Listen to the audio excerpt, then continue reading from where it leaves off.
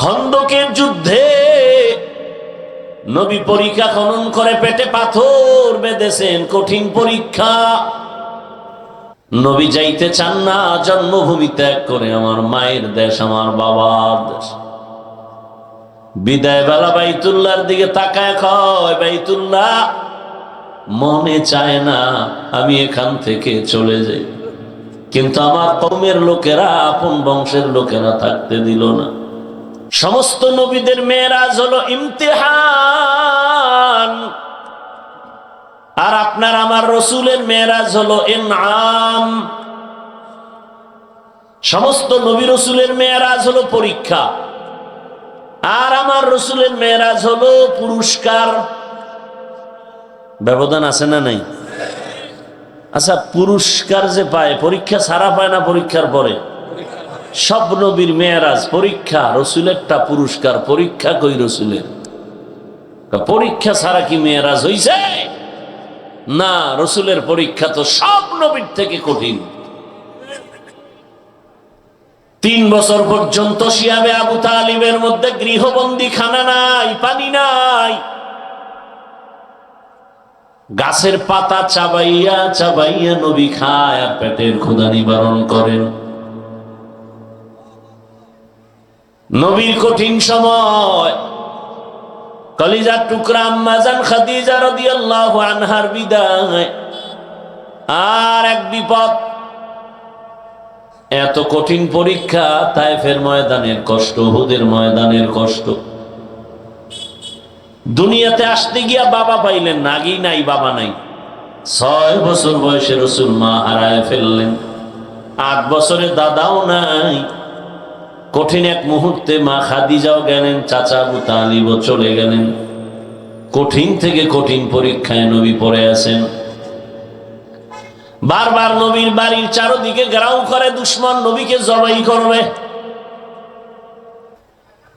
চোখের পানি ছেড়ে বলে, রে বাইতুল্লাহ, সাক্ষী থাক, আজ আমি চোখের পানি ছেড়ে যাই, এমন একটা দিন আসবে আমি হেসে হেসে বিজয়ের মালা নিয়ে এখানে দাঁড়াবো।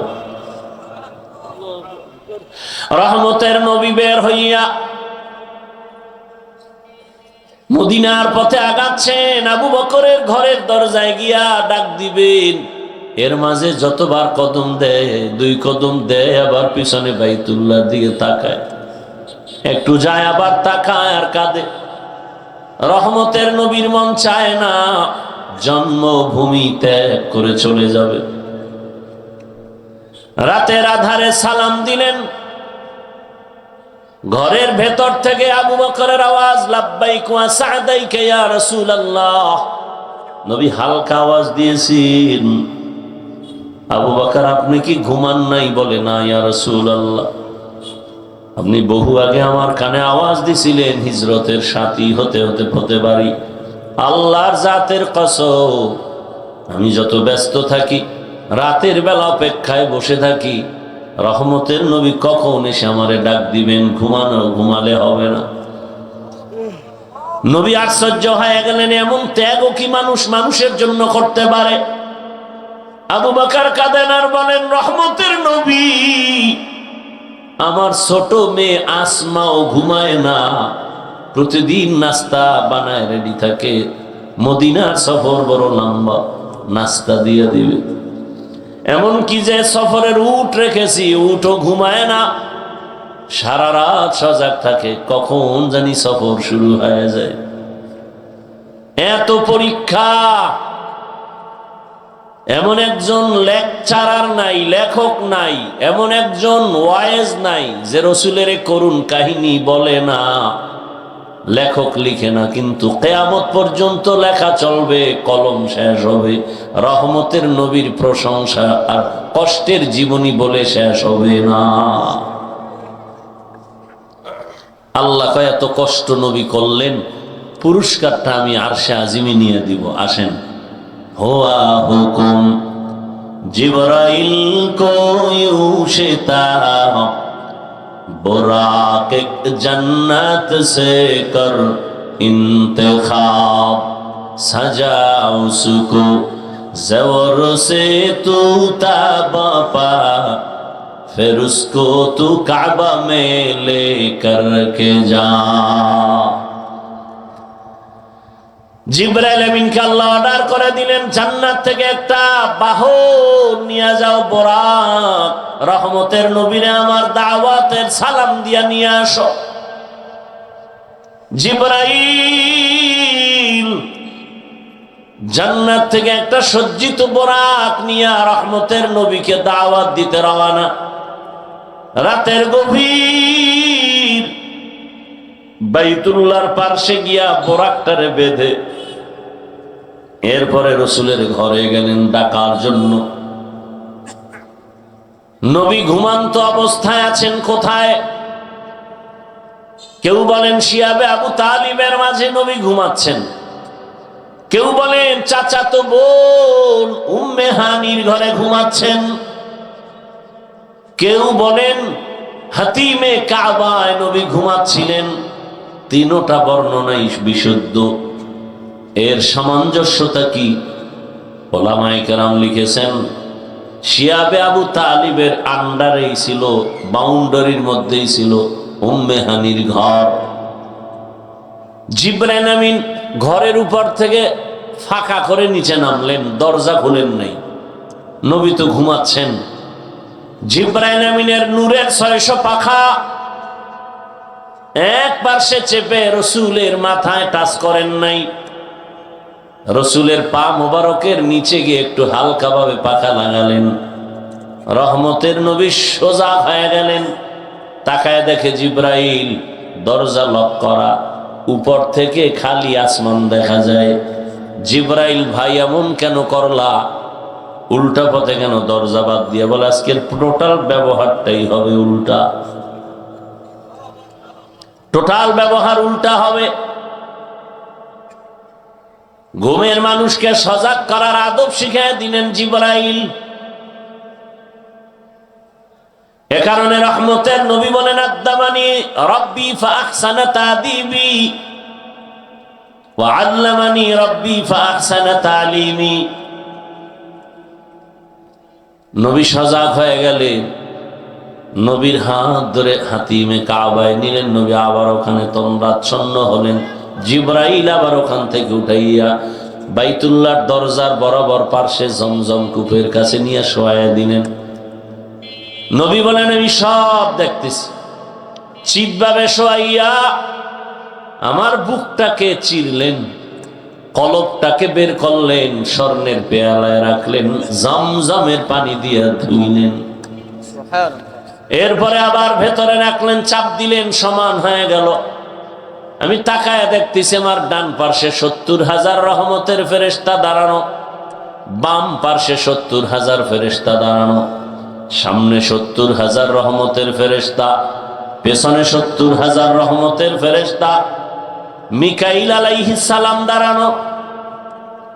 আমার কলব বের করলো, কুদরতের অপারেশন করলো এরকম 4 বার।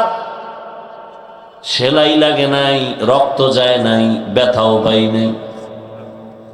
এটাকে বলে বর্তমান আধুনিক বিশ্বে ওপেন হার্ট সার্জারি। বাহাদুরি করে আমি ওপেন হার্ট সার্জারি করে সাকসেস।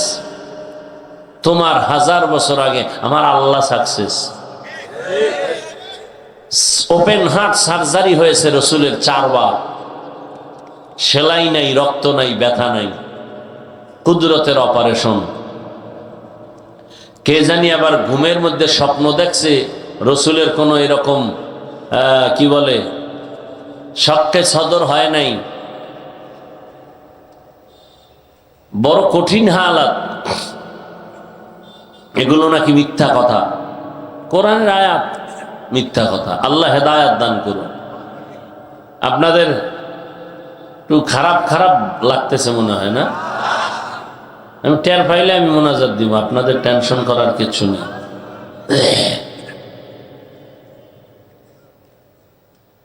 রহমতের নবী বলেন, এবার ঝমঝম কূপের পানি দিয়ে আমি ওযু বানাইলাম, 2 রাকাত নামাজ আদায় করলাম। প্রত্যেকটা পয়েন্টে পয়েন্টে আমাদের শিক্ষা। নবী সফরের বের হবেন, সফরের সুন্নত কি? ওযু বানাও, 2 রাকাত নামাজ পড়ো, নিরাপদ সফরের জন্য দোয়া করো। আমরা কি করি? আমরা ফেসবুকে দেই নিরাপদ সফরের জন্য দোয়া চাই। দোয়া চাইতে গিয়া গাড়ির মধ্যে ফেসবুক চালাইতেছি, গান টান শুনতেছি, দোয়া চলতেছে, অ্যাকশনও চলতেছে। কই অজু কই নামাজ, হায় হায় হায়। জিবরাইল আমিন বললেন বোরাকে উঠেন। পুরা ঘটনা বলবো না, মূল কিছু পয়েন্ট আমরা বলবো। নবী বলেন বোরাকে উঠতে চাই, বোরা কেমন যেন বাহানা করে। সর্বশেষে উঠলাম। কেন বাহানা করে? এখানেও কারণ আছে। নবী বলেন বাইতুল্লাহ থেকে বাইতুল মাকদিস পর্যন্ত 1 মাসের পথ আমি এক পলকে সেখানে চলে গেলাম। বরাকের 1 কদম লাগলো, কিন্তু এর মাঝখানে অনেক সময় আমি প্রথম গিয়া মদিনায় নামলাম, সেখানেও নামাজ পড়লাম। মসজিদ থেকেই মেরাজের সূচনা। এজন্যই তো মুমিনরা আরশেও যাইতে পারবা না, তুর পাহাড়েও যেতে পারবা না, জিব্রাইলও আসবে না। এ কারণে তোমার মেরাজ হবে মসজিদের মধ্যে নামাজের দ্বারা। মেরাজ চলতেছে কার সাথে সম্পর্ক? নামাজে মেরাজ কার সাথে সম্পর্ক? এ কারণে কথা বলা যাবে না, সালাম দিলে জবাব দেয়া যাবে না, নজর ডানবাম করা যাবে না। কারণ কি চলতেছে? মেরাজ। রবের সাথে কথা চলতেছে। আলহামদু আল্লাহ কায় লিমানিল হামদ। কার প্রশংসা করলা? বান্দা বলে লিল্লাহ, আল্লাহ বলেন মানিল্লাহ। কথা চলতেছে রবের সাথে মেরাজ। এখন খানা বন্ধ, কথা বন্ধ, নজর ডানবাম করা যাবে না। সালাম ফিরাইছো, মেরাজ শেষ, এবার জনমের মতো খাও, কথা বলো। রহমতের নবী মসজিদ থেকে শুরু করলেন, বাইতুল মাকদিসে চলে গেলেন। রাতের বেলা কেন? বলে বন্ধুর সাথে বন্ধুর মেরাজ আর আলাপ আলোচনা রাতে অন্ধকারে ভালো মজা হয়। কি যুবকরা, প্রেমিক প্রেমিকার আলাপ সারা রাত আকাম করো না মোবাইলে? চোখের জেনা, হাতের জেনা, জবানের জেনা, অন্তরের জেনা। দিনে তো ব্যস্ত, অফিস আদালত, রাতে একটু ফ্রি টাইম মোবাইলের হকটা না আদায় করে, তখন সারা রাত এ আকাম চলে। চেহারাটা কুকুরের মতো হয়ে যাইতো, শুধু মুহাম্মদের উম্মত হওয়ার কারণে আল্লাহ করেন না। আল্লাহ হেদায়াত দান করেন। জিবরাইল আমিন সহ চলে গেলেন। মদিনার থেকে আবার নবীকে নিয়ে যাওয়া হলো। যাওয়ার পথে দেখেন তুর পাহাড়, মুসা নবীর কবর দেখানো হলো। নবী বলেন আমি তাকাইয়া দেখি মুসা নবী নামাজ আদায় করে কবরের ভেতরে, রওজার ভেতরে। কি আদায় করে? কবর আর কত বড়, এখানে আবার নামাজের আদায় করে। এটা সিস্টেম কি আর করে কেন? বহু কথা বলবো না, সময় নেই। আপনাদেরও ধৈর্য নাই, আমারও সেই মানসিক অবস্থা নেই। ভাইরা আমার, এক জায়গায় একেবারে ভেঙে ভেঙে ভেঙে ভেঙে পুরা বয়ান করছিলাম 3.5 ঘন্টা। আর পরশুদিন করছি আমার বাড়ি, তাও পুরো বলি না, তা তো প্রায় 2 ঘন্টার উপরে গেছে। মুসা নবী নামাজ পড়ে কবরের ভেতরে, এটা কেমনে? এখানে বহু প্রশ্নের জবাব। যারা বলে নবীরা কবরে জিন্দা না, সব ভণ্ড। قال النبي صلى الله عليه وآله وسلم الأنبياء أحياء وفي رواية في قبورهم يصلون। সব নবী রাসূল তার রওজা মোবারকে জিন্দা, তারা নামাজ আদায় করেন আর আল্লাহর মারিফতের মজা নেন। আওলাদে রাসূলের কথা বলছিলাম না শুরুতে? তিনি রাসূলের রওজায় হাদিস পড়াইতেছেন ছাত্রদেরকে। সেই সময়ের ছাত্র কি মোবাইলের বেদব ছিল? আরে সব আল্লাহর ওলি। তো এই হাদিসটা যখন শুনাইতেছে, সব নবীরা জিন্দা নামাজরত অবস্থায়, ছাত্ররা বললেন হযরত, এই তোর কপালে কি গজব লাগছে, তুই বাদাম বেচতে হেনেইছো? হ্যাঁ,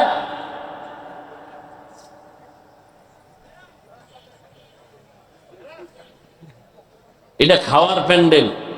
আহা, এই বলনেওয়ালাও থাকবে না, আমি মরে গেলে আর কে বলবে? এরকম বলনেওয়ালার সংখ্যা কম, মরে গেলে আস্তে আস্তে এরা থাকবে না, তারে নারে বন্ধুরে কইয়া সব চলবে। দিন যত আসবে তত তাকওয়ার মান কমতে থাকবে, ইমান দুর্বল হতে থাকবে।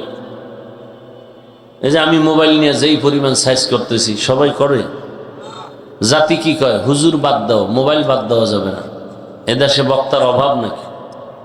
আবার ওই মার্কেট করছে, মার্কেট ওয়াজ উপলক্ষে সিনেমা হল। এটা বেহেশতের বাগান, ওটা জাহান্নামের বাজার। অনেক মেয়ে ছেলে ঘোরে না, কথা হয় না, মেলা মেলা বেলুন কিনে, প্লাস্টিকের মাছ কিনে। ওখানে যত কবিরা গুনাহ হইতেছে, এর দায় নিবে কে? আমি বক্তা। তো ওয়াজ উপলক্ষে আকাম কেন ওখানে? বেলুনের দোকান কেন? বড় কঠিন হালাত। কে বলবে এই কথা? বলার মানুষ নাই, শোনার মানুষ নাই, বিরোধিতা করার মানুষের অভাব নেই। কতটা রাত সাধু মোবাইল লইয়া কাটাইলা, আল্লাহর দিনের কথা শুনতে একটু সময় বেশি, ধৈর্য হয় না, পাগল হয়ে গেছে। বিড়ি টানার টাইম অনেক দেরি হয়ে গেছে, দৌড়ায় বিড়ি টানবে। কেউ কেন একটু পরেই টান দেই, মোনাজাতটা হইবে পরে।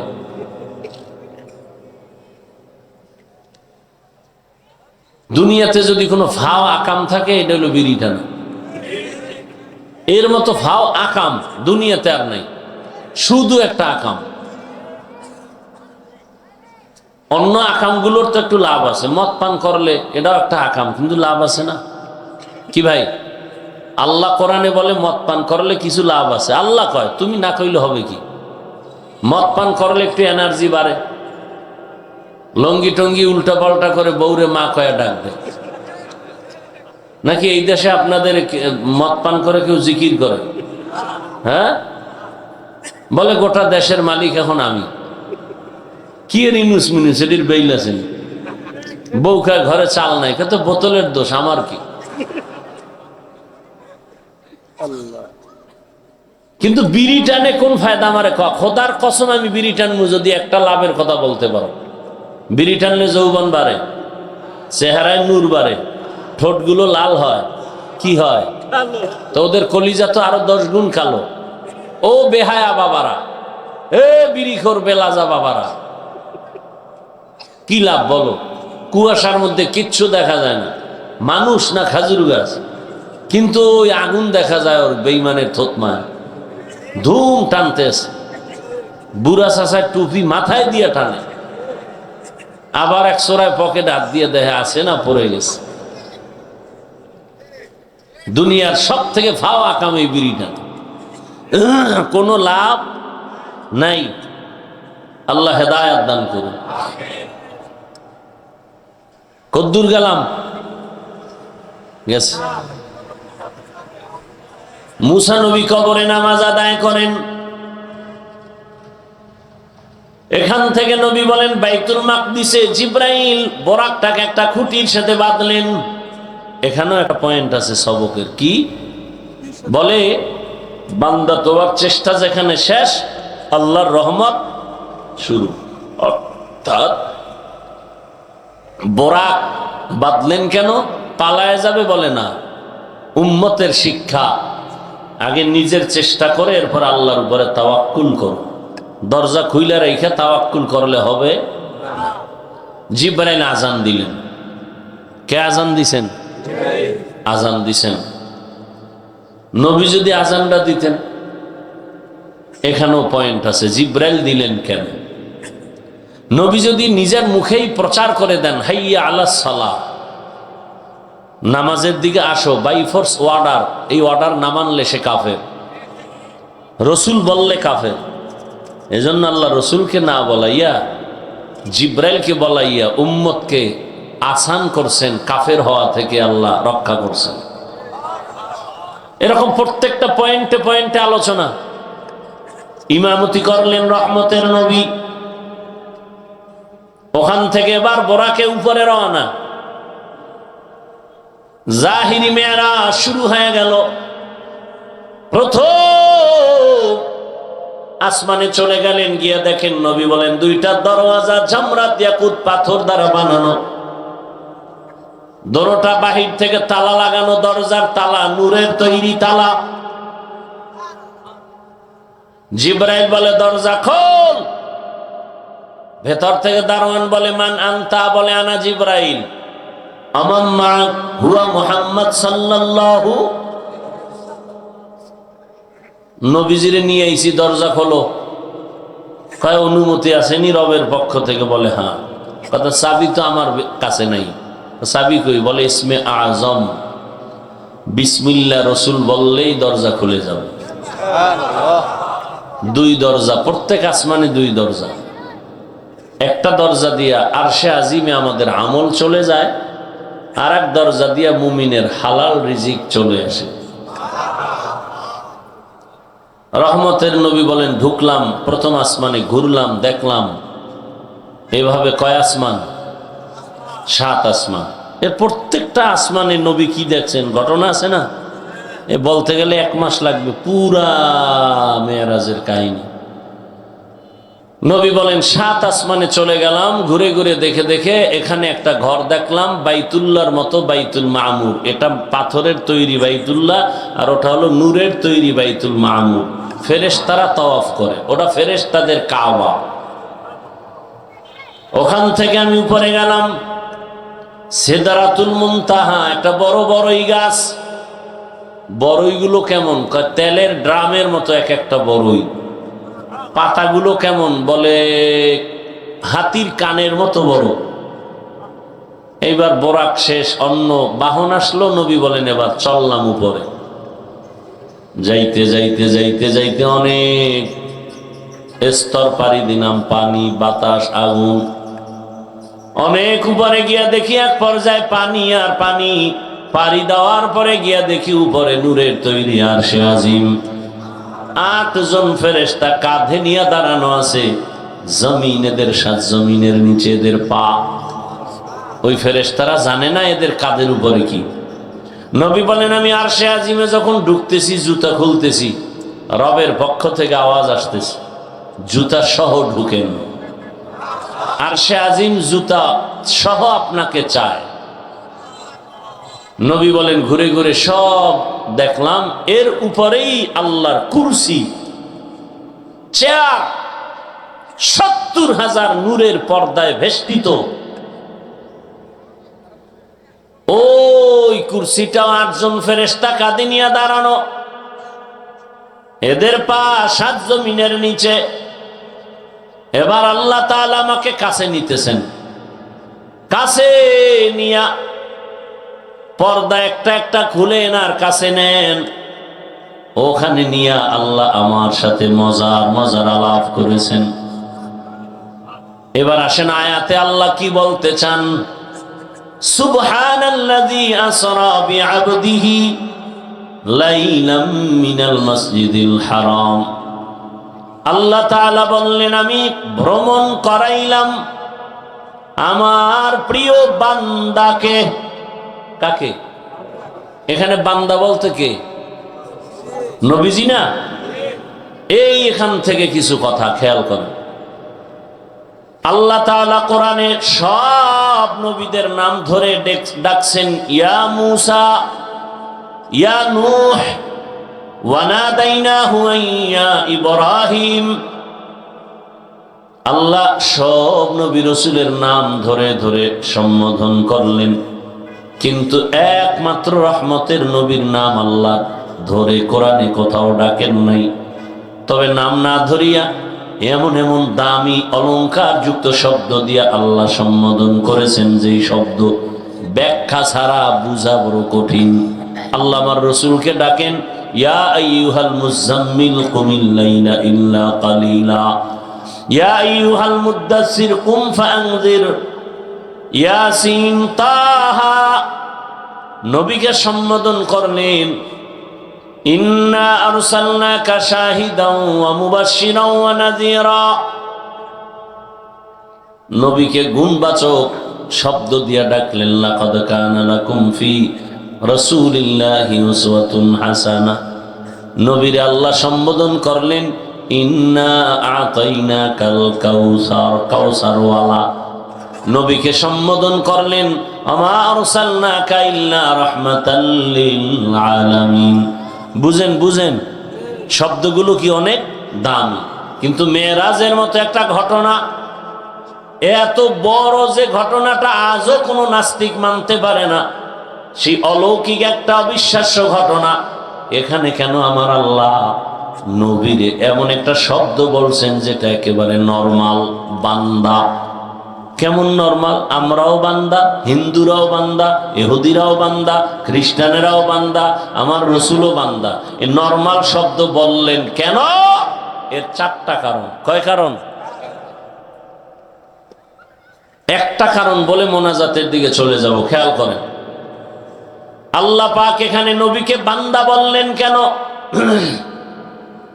এক নাম্বার কারণ, নবী নিজে নিজেকে বান্দা বললে খুশি হন। এজন্য আম্মা জান আয়েশা রাদিয়াল্লাহু আনহা নবীকে প্রশ্ন করেন, নবী আপনি এত কষ্ট করে ইবাদত করেন, এত বেশি করেন, হাত্তা তারিমা কাদামা, আপনার কদম ফুলে যায়। নবী কি জবাব দিলেন? আফালা আকুনা আবদান শাকুরা, আমি কি আমার রবের শুকরগুজার বান্দা হব না? বান্দা বড় দামি, অনেক দামি শব্দ। নবী বলেন আমি বান্দা নিজেরে বলতে পারলে ভাল লাগে। এই জন্য কামটা ঘটছে কোথায় কি দেখছেননি? একদল কয় জবাব আছে, এখানে নবীরে বান্দা বলছেন কেন? এখানে বহু জবাব। কয় বান্দা তো জমিনে, আসমানে তো বান্দা না। আরে পাগল, যখন আল্লাহ নিয়ে গেলেন আরশে আজিমে, তখন আল্লাহ কি বলছেন? মা আওহা না ফাআওহা ইলা আবদিহি মা আওহা ইলা আবদিহি, এখানেও বান্দা। আরে বান্দার মূল্য কত বুঝবা? কিয়ামতের ময়দানে সব মানুষ উলঙ্গ দাঁড়াবে, নারী পুরুষ সব একসাথে। ওই কঠিন সময় সূর্যের গরম, জাহান্নামের আগুনের চিৎকার, আমার আল্লাহর গরম আওয়াজ, মানুষগুলো পাগল। নবীরা যাদের গুনাহ নাই তারাও কান্না করবেন। ওই সময় আমার আল্লাহ এক পর্যায়ে তার আদরের ভালো মোহাব্বতের বান্দাদের ডাকবেন আর বলবেন ইয়া আইয়াতুহান নাফসুল মুতমাইন্না ইরজিই ইলা রাব্বিকি রাদিয়াতাম মারদিয়াহ ফাদখুলি ফি ইবাদি। এই নফসে মুতমাইন্নারা আসো, সূর্যের গরম যেন না লাগে, আরশে আজিমে গিয়া বসো, জান্নাত পরে। আগে আমার ওখানে মোহাব্বতের বান্দাদের কাফেলা আছে, ঢোকো। ফাদখুলি ফি, আগে আমার বান্দাদের কাফেলায় ঢুকো, এরপরে অদখুলি জান্নাতি, পরে জান্নাতে যাও। ওই বান্দাদের কাফেলায় ঢুকবে, তখন রহমতের নবী এদের নিয়ে পরে জান্নাতে গিয়া গেট খুলবেন। তাহলে জান্নাত আগে না বান্দা আগে? নবীরে জিগা আমনে যে আমার বাড়ি আইলেন, কি নিয়ে আইছেন? নবী বলেন আত্তাহিয়াতু লিল্লাহি ওয়াসসালাওয়াতু আত-তাইয়্যিবাত। তিনটা লই আইছে আল্লাহকে, আমিও আপনাকে দিলাম। আসসালামু আলাইকা আইয়ুহান নাবিয়্যু ওয়া রাহমাতুল্লাহি ওয়া বারাকাতুহু। এখানে কত কথা। নবীরে কি দিলেন আল্লাহ? সালাম। সিস্টেম কি? আসসালামু আলাইকা আইয়ুহান নাবিয়্যু। আগে কথা না আগে সালাম? আগে সালাম না কালাম? আগে সালাম পরে কালাম। তো ইয়া নবী সালামু আলাইকা, এটা তো আগে হইল কালাম পরে সালাম। এটা আল্লাহর সিস্টেমের উল্টা, রসুলের হাদিসের উল্টা। কি? আর ইয়া নবী সালামু আলাইকা, এটা তো পৃথিবীর কোনো একটা দুর্বল হাদিসেও দুনিয়াতে কোথাও নেই। নবীর এই সিস্টেমে সালাম দেওয়া কে শিখাইল? পৃথিবীর কোনো হাদিসে নেই, একটা জয়ীফ হাদিসেও নেই। না আবু হানিফা এইভাবে রসুলকে সালাম দিছেন, ইমাম বুখারী দিছেন, একটা প্রমাণ দিলে আমি এর পক্ষে দাঁড়ায় যাব। ইমাম মালিক এভাবে রসুলকে কোনোদিন সালাম দেন নাই, ইমাম আহমদ বিন হাম্বল দেন না। এই এখানে অনেক কথা আছে না, ছেড়ে দিলাম। আল্লাহ সালাম দিলেন নবীকে, আমি একা নিব কেন? আসসালামু আলাইনা, দেখেন, ওয়া আলা ইবাদিল্লাহি সালিহিন, আমার নেককার বান্দা। এখানেও কি এইবার কথা কিন্তু আত্মাইয়াতু পুরা শেষ হয়েছে, হয় নাই? আলা ইবাদিল্লাহি, আল্লাহ কয় এই ফেরেশতারা কি কারবার চলতেছে শুনছো কিছু? কহ আমার রসুল কোথায়? আপনার কাছে। কথা তোরাও সাক্ষী দে। ফেরেশতারা সাক্ষী দিতেছে, আশহাদু আল্লা ইলাহা ইল্লাল্লাহু, এরপর কি ওয়া আশহাদু আন্না মুহাম্মাদান, কইয়া চুপ হয়ে গেছে। কি কইব? এই ফেরেশতারা চুপ কেন? বলো বাকি দাও।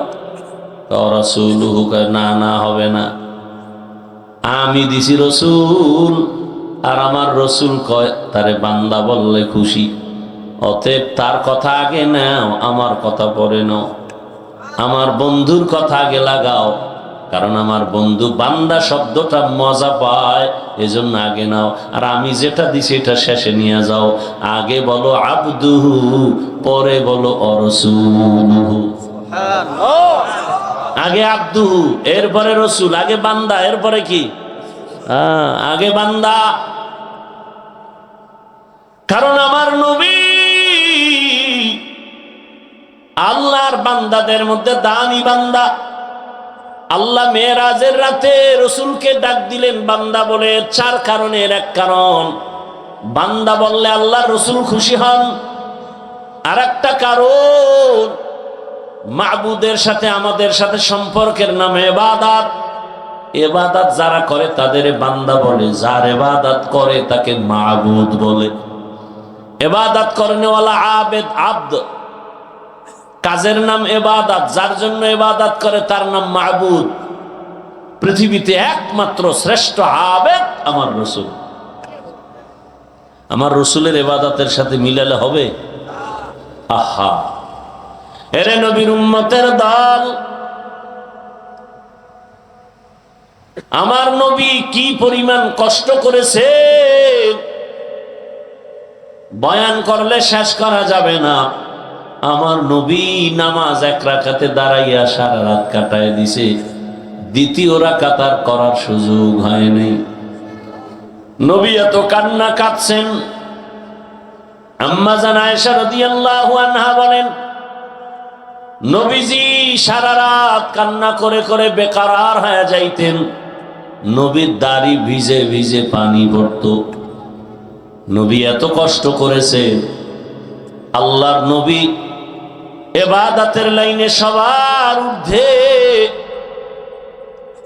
তাহাজ্জুদ নবীর কাজা নাই, ইশরাক আওয়াবিন, এত কষ্ট নবী করেছেন আমার আল্লাহর মুহাব্বতের বন্ধনে। ও নবীর আশেক যুবক বাবারা, বৃদ্ধ বাবাজি, পর্দার আড়ালের মা বোনেরা, ওই নবীর মুহাব্বতের বন্ধনে আল্লাহর গোলাম হয়ে যাও। স্কুলে পড়ো, কলেজে পড়ো, চাকরি করো, নামাজ ছাড়িও না রে বাবা, এখনো সময় আছে। আল্লাহর দ্বীনের মালা গলায় লাগাইয়া চলো। কোন দিন মরণ হবে জানা নাই। চোখের সামনে কত মানুষ পানির নিচে, গাড়ির নিচে, অভাব নাই। অনুরোধ করে বলি আল্লাহর কাছে তওবা করো। জীবনে গুনাহ তো কম করো নাই, কিন্তু মরণ থেকে কই পালায় যাবা? দাড়ি ছাড়া, নামাজ ছাড়া রসুলের সামনে কেমনে দাঁড়াবা? তোমার মতো যুবক স্কুলে পড়ে, কলেজে পড়ে, চাকরি করে, ব্যবসা করে, নামাজি দাড়িওয়ালা নাই, কি অভাব নাই? তুমি পারো না কেন? ও মা বোনেরা, আপনাদের মতো কত পর্দাওয়ালা নামাজি নারীদের অভাব নাই, আপনারা পারেন না কেন? এখনো সময় আছে, তওবা করেন। হেদায়েতের মালিক আমার আল্লাহ। আল্লাহর কাছে তওবা করেন, আর নামাজ ছাড়বেন না, বেপরদায় চলবেন না, স্বামীর মাল হেফাজত করবেন, সন্তানগুলো আদর্শওয়ালা বানাবেন। যুবক বাবারাও তওবা করে নাও, জীবনে তো নামাজ কম ছাড়ো নাই, দাড়ি কম কাটো নাই, বেপরদায় কম চলো নাই। আল্লাহকে বলো, আল্লাহ গুনাহ তো অনেক করে ফেলেছি, আজ থেকে তওবা করলাম, আর মা বাবার সাথে বেয়াদবি করব না, শিক্ষকের সাথে বেয়াদবি করব না, ওলামায়ে কেরামের দোয়া নিয়ে নবীর আদর্শ মেনে চলবো, আর নামাজ ছাড়বো না, দাড়ি কাটবো না, বেপরদায় চলবো না। ও আল্লাহর বান্দারা, খাঁটি অন্তরে মুনাফিকি যদি না থাকে, তওবা করতে পারো, আল্লাহ জীবনের সব গুনাহ একটা সেকেন্ডের মধ্যে ক্ষমা করে ওলিদের খাতায় নামটা লেখায় দিবেন। আল্লাহ গুনাহমুক্ত জীবন দান করেন, তওবাওয়ালা জীবন আমাদের দান করেন, আমিন। আলহামদুলিল্লাহি রাব্বিল আলামিন, ওয়াসসালাতু ওয়াসসালামু আলা সাইয়্যিদিল আমবিয়াই ওয়াল মুরসালিন ওয়া আলা আলিহি ওয়া আসহাবিহি আজমাইন। ইয়া আরহামার রাহিমিন, ইয়া আরহামার রাহিমিন, ইয়া আরহামার রাহিমিন। রব্বিরহামহুমা কামা রব্বায়ানি সগীরা। আল্লাহুম্মা ইন্নাকা আফুউন কারীম তুহিব্বুল আফওয়া ফা'ফু আন্না। আল্লাহুম্মা ইন্না নাসআলুকা রিযাকা ওয়াল জান্নাহ ওয়া নাউযু বিকা মিন সাখাতিকা ওয়ান নার। রব্বুল আলামিন, গুনার বোঝা নিয়ে হাত তুলেছি, মেহেরবানি করে আমাদেরকে মাফ করে দেন, মাহফিল কবুল করে নেন, আয়োজনকারী সহযোগিতাকারীদের কবুল করে নেন। আয় আল্লাহ, এলাকায় শান্তি দান করেন, মা বোনদের আবেদা পর্দাওয়ালা বানায় দেন, সন্তানগুলো নেককার বানায় দেন, পরীক্ষার্থীদেরকে কামিয়াবি দান করেন, আমার কলিজার যুবকদের দ্বীনের খাদেম বানায় দেন, মোবাইলের গুনাহ থেকে আমাদেরকে হেফাজত করেন, নবীজির সুন্নাতওয়ালা জীবন দান করেন। আয় আল্লাহ, সারা দুনিয়াবাসীকে মাফ করে দেন। আয় আল্লাহ, প্রবাসীদেরকে হেফাজত করেন, বাংলাদেশ ইসলামের জন্য কবুল করে নেন।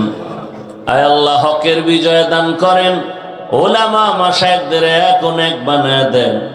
আয় আল্লাহ, বাতিলের মোকাবেলায় বিজয় দান করেন, বাতিলকে বাতিল হিসাবে প্রকাশ করে দেন, হকের বিজয় দান করেন। আয় আল্লাহ, বাতিলকে বাতিলের দ্বারা দমন করে দেন, বাতিলকে বাতিলের দ্বারা দমন করে দেন। আয় আল্লাহ, সর্বাবস্থায় বাতিলকে বাতিলের দ্বারা দমন করে দেন। আমাদের ঈমান আমলের শক্তি বাড়ায়া দেন, তাকওয়াওয়ালা জিন্দেগি দান করেন, রিয়া হাসাদ কিবির দূর করে ইখলাস দান করেন, চলার পথে হেফাজত করেন, জাহেরি বাতিনি দুশমন থেকে, চক্রান্ত থেকে আমাদেরকে হেফাজত করেন। জিন শয়তান, মানুষ শয়তানের বদনজর চক্রান্ত থেকে হেফাজতের ব্যবস্থা আমাদেরকে করে দেন। আয় আল্লাহ, আমাদের জানমাল আহাল পরিবার কুদরতের দ্বারা বাড়ি গাড়ি হেফাজতের ব্যবস্থা করে দেন, হালাল ভাবে ব্যবসায় বরকত বাড়ায় দেন, হারাম থেকে হেফাজত করেন। আল্লাহ, আয় আল্লাহ, আপনার খাস ওলিদের বন্ধু বানায় দেন, উলামা তোলাবা উম্মতের অন্তরে ইজ্জত মুহাব্বত রুহ বাড়ায় দেন, দিলের নেক আশা পুরায় দেন। আমাদের মা বাবা মুরব্বীরা যারা দুনিয়ায় নাই, সবাইকে জান্নাত দান করেন, যারা বেঁচে আছেন হায়াত বাড়ায় দেন, অসুস্থ যারা সুস্থ বানায় দেন। আল্লাহ রব্বুল আলামিন, মেহেরবানি করে দিলের নেক আশা পূরণ করে দেন। আয় আল্লাহ, ঋণের বোঝা মাথায় আদায়ের আসানের সাথে ব্যবস্থা করে দেন। আয় আল্লাহ, অভাব দূর করে দেন, মুখালিফের মুআফিক বানায় দেন, জাহেরি বাতিনি দুশমনের মোকাবেলায় বিজয় দান করেন, বরকতি রিজিকের ব্যবস্থা করে দেন। আমাদের মা বাবা যারা দুনিয়ায় নাই, সবাইকে জান্নাতের ফয়সালা করে দেন, যারা বেঁচে আছেন হায়াত বাড়ায় দেন, অসুস্থ রোগীদের সুস্থতার নিয়ামত বাড়ায় দেন। আয় আল্লাহ, যে কথায় রুহানিয়াতে স্পষ্টতার রব বাড়ায় দেন, ইলম হিলম হিকমত আমলে বরকত বাড়ায় দেন, উলামা তোলাবা উম্মতের অন্তরে ইজ্জত মুহাব্বত রব বাড়ায় দেন। ওয়া সাল্লাল্লাহু তাআলা আলা খাইরি খালকিহি মুহাম্মাদ ওয়া আলিহি ওয়া আসহাবিহি আজমাইন। আমিন আমিন আমিন বিরহমাতিকা ইয়া আরহামার রাহিমিন।